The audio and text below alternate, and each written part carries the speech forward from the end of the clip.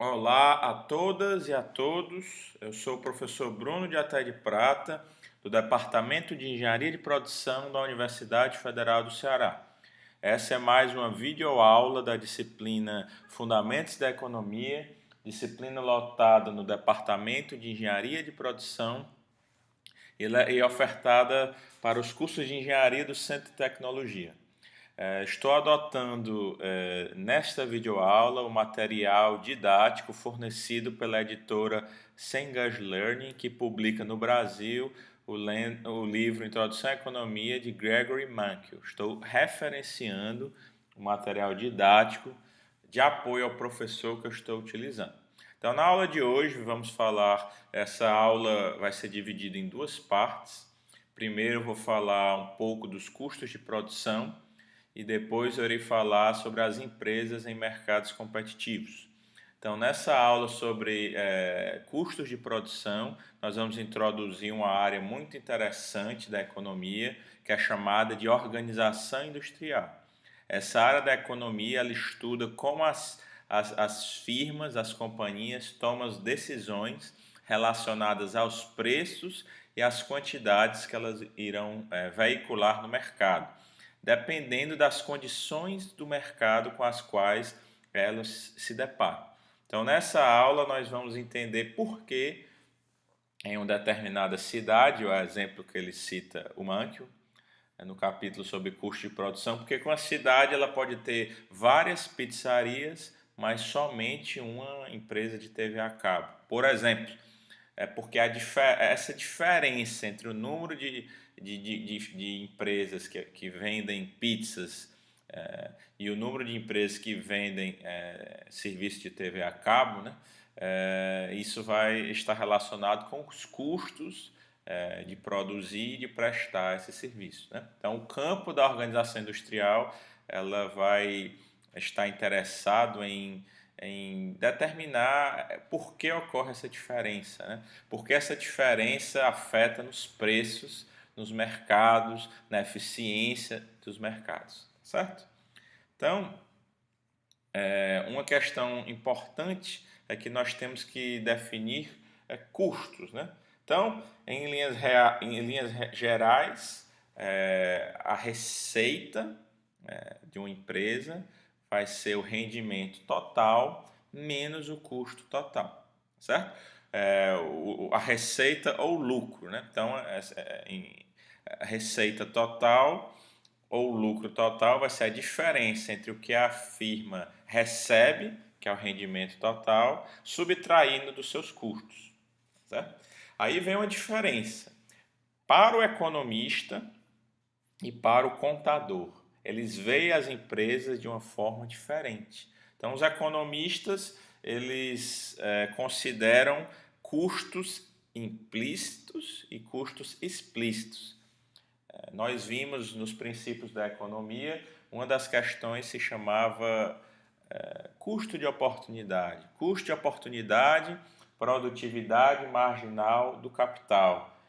O que eu abdico, eu estou fazendo uma troca, estou deixando de ganhar ou deixando de investir quando eu estou investindo em determinada quantia. Então, para o economista, na receita, ele considera os custos de oportunidade implícitos, né?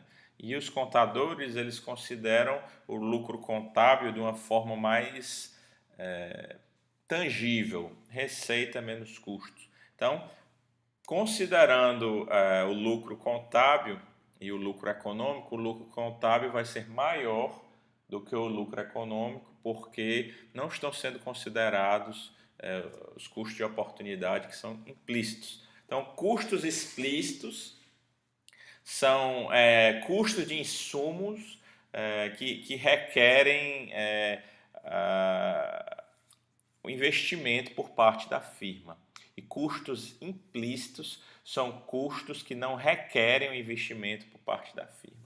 Então, um custo implícito, a empresa poderia estar investindo em outra atividade, mas está investindo em um determinado insumo, né? Então, é algo que não é direto, algo que não é mensurável. Então, os economistas incluem todos os custos de oportunidade quando analisam a empresa, ao passo que os contadores medem somente os custos explícitos. Desta forma, o lucro econômico é menor do que o lucro contábil. Então, aqui vem uma tabela em que ele apresenta vários tipos de custos. É importante nós destacarmos que o custo de capital é um custo de oportunidade. Então, o custo de capital seria o custo em instalações, o custo em infraestrutura, é um investimento fixo. Então, quando uma empresa, né, está empregando um investimento em uma infraestrutura, em uma fábrica, em um maquinário, é um custo de oportunidade que aquela firma está tendo, poderia estar investindo em um outro propósito, tá certo? Então, é importante destacar um conceito muito importante que se chama função de produção. Então, a função de produção é a relação entre a quantidade de insumos utilizados para produzir um bem ou prestar um serviço e a quantidade de produto ou serviço que é produzido ou prestado. É esse conceito que está no slide seguinte, né? Certo? Então, nós vamos apresentar ainda esse conceito nessa planilha, nessa tabela 1, que seria uma função de produção e o custo total, né? Então, quando a empresa, né, não está empregando trabalhadores, ela não produz biscoitos, mas ela tem um custo fixo com a fábrica. Então, o custo total seria o custo fixo, que é o custo da fábrica, mais o custo variável, que é o custo de mão de obra. Então, a partir do momento em que eu aumento a quantidade de insumos, no caso, trabalhadores, quando eu aumento de 0 para 1, eu aumento a minha produção de biscoitos, e eu vou aumentar o meu custo variável, né? E o meu custo fixo se mantém constante. Aí existe aqui um custo inerente aos trabalhadores, né? E esse custo vai depender aí do que é produzido, tá certo? Então, nessa planilha nós podemos esboçar essa função de produção, que é o gráfico que aparece no slide subsequente. Aí nós temos algumas definições importantes. Uma delas seria produto marginal. O produto marginal é o incremento no produto que ocorre quando nós adicionamos uma unidade de insumo. Então, vocês veem nesse gráfico, na curva azul, que quando nós aumentamos a quantidade de insumos, no caso, trabalhadores, nós temos um incremento no produto. Todavia, é pertinente destacar que existe uma natureza de saturação no benefício daquele insumo para a função de produção. Então, é uma das propriedades mais interessantes da economia, que são os rendimentos marginais decrescentes. Eu adiciono unidade de insumo, ela aumenta a minha produção, mas o rendimento decresce. Então, você percebe nessa figura em azul que o benefício de eu adicionar mais operários, ele vai se reduzindo com o incremento de funcionários, até que chega um momento em que ocorre uma saturação, uma convergência. Então, o rendimento marginal decrescente é a propriedade na qual o produto marginal de um insumo diminui com o aumento da quantidade desse insumo. Então, por outro lado, desculpem, quando eu aumento a quantidade de insumos, o custo ele aumenta.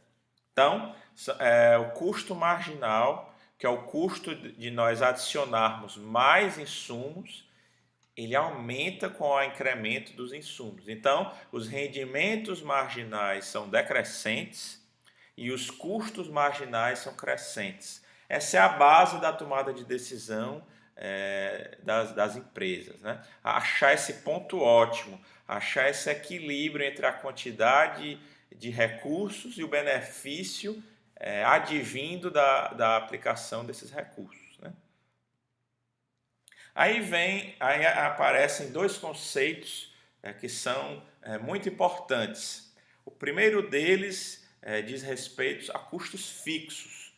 Custos fixos são custos que não variam com a quantidade que é produzida pela empresa. Por exemplo, numa determinada empresa, existe o aluguel da fábrica, esse custo é fixo. Todo mês a empresa vai pagar esse aluguel que não vai variar com a quantidade produzida. Se a empresa produz muito, se a empresa produz pouco, o custo fixo é constante.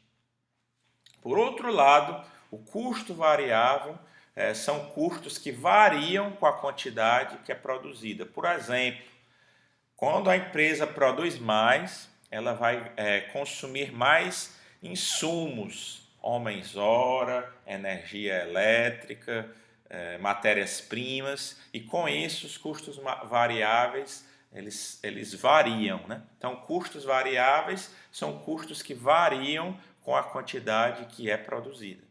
Então, nesse escopo, nós temos o custo total, que seria o somatório de todos os custos, o custo fixo, que é o custo que não varia com a quantidade produzida, o custo variável, que é o custo que varia com a quantidade produzida. Nós temos o custo fixo médio, que seria os custos fixos dividida pela quantidade de produto, certo? É uma relação. Nós temos o custo variável médio, que são os custos variáveis divididos pela quantidade de produto. E nós temos o custo marginal, que é o incremento no custo total advindo de uma unidade adicional de produto, como nós já havíamos definido anteriormente. Então, com essas diversas medidas, uma empresa... Desculpem pela voz, eu estou me recuperando aí de uma enfermidade. Uma empresa pode esboçar vários gráficos que vão subsidiar a tomada de decisão. Então, no caso da empresa do Conrado, a curva de custo total ela está com essa natureza crescente, né? Os custos, a quantidade produzida, no caso de xícaras de café por hora, o custo aumenta quando nós produzimos mais. Então, a inclinação da curva de custo total, à medida que a quantidade produzida aumenta, ocorre por causa do produto marginal decrescente. Então, o rendimento marginal de nós adicionarmos mais insumos decai, por conseguinte, o custo dos insumos ele vai aumentar, né? Existe essa situação. Então, nós temos aqui algumas curvas que são importantes para a tomada da decisão. Então, essa figura mostra o custo total médio, CTM, o custo variável médio, CVM, o custo fixo médio, CFM. Aí você percebe que os custos marginais seriam aí uma sobreposição dessas curvas, né? Todas as curvas traçadas nesta figura, 4, revelam 3 características que são usuais nas empresas. A primeira delas é que o custo marginal aumenta com a quantidade produzida.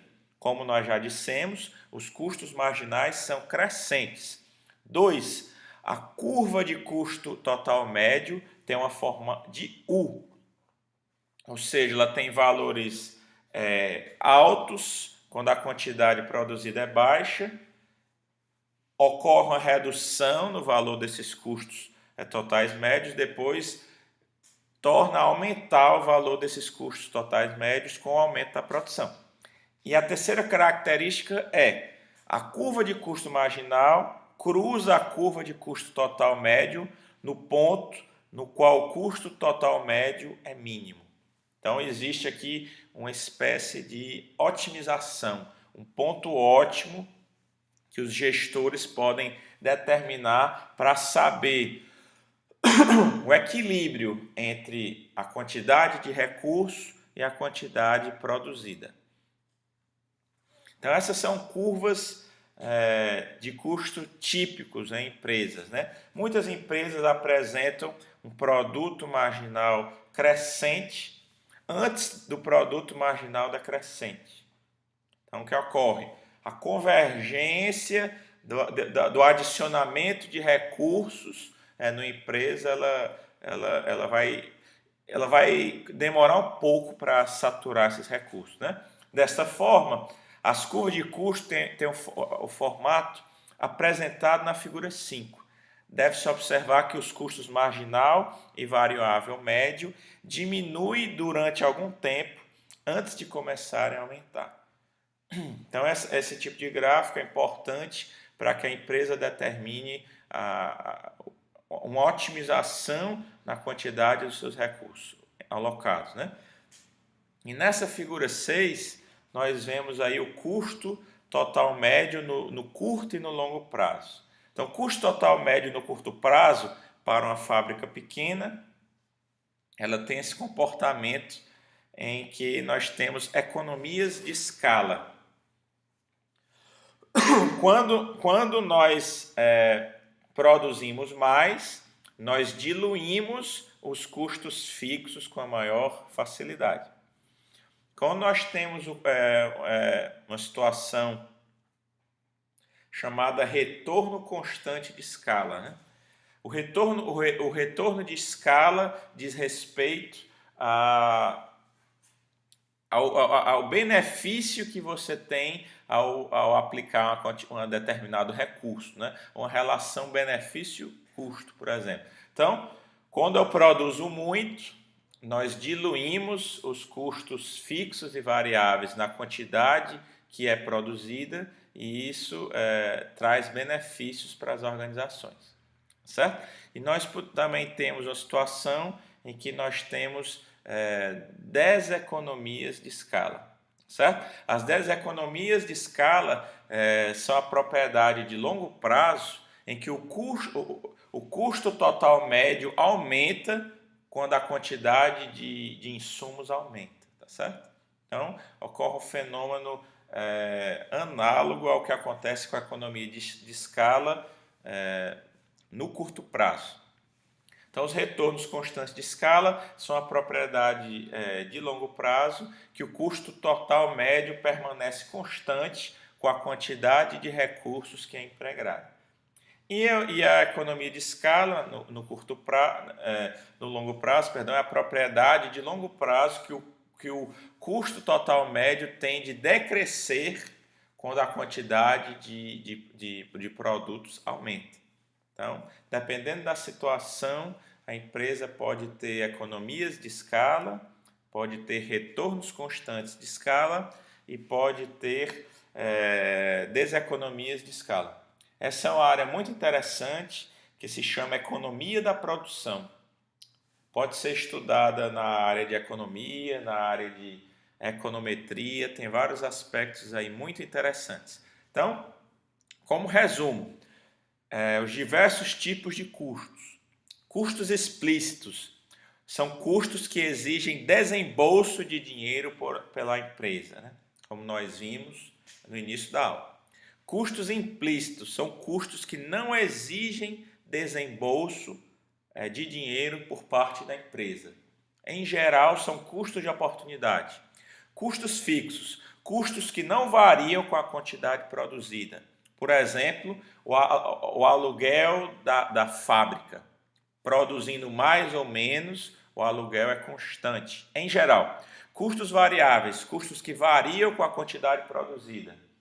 Então, o custo com matérias-primas, custo com insumos, custo com mão de obra, custo com energia elétrica, em geral, varia com a quantidade que é produzida. Custo total, ou seja, custos fixos mais custos variáveis. É o valor de mercado de todos os insumos que a empresa usa na produção. Custo fixo médio, custo fixo dividido pela quantidade produzida. Custo variável médio, custo variável dividido pela quantidade produzida. Custo total médio, custo total dividido pela quantidade produzida. Por fim, custo marginal, o aumento do custo total decorrente da produção de uma unidade adicional. E nós vimos que os custos marginais são crescentes e os rendimentos marginais são decrescentes. Então, esse era o escopo da aula de hoje.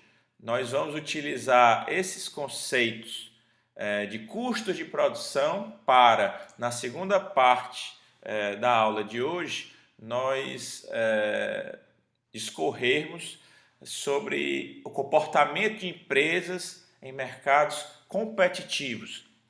É de suma importância que o aluno se aproprie do referencial teórico, leia o capítulo do Menkyo, leia o capítulo de livros similares para se aprofundar nesses conteúdos. Estudar pelos slides não é suficiente. Obrigado pela atenção de todas e de todos e até a próxima oportunidade.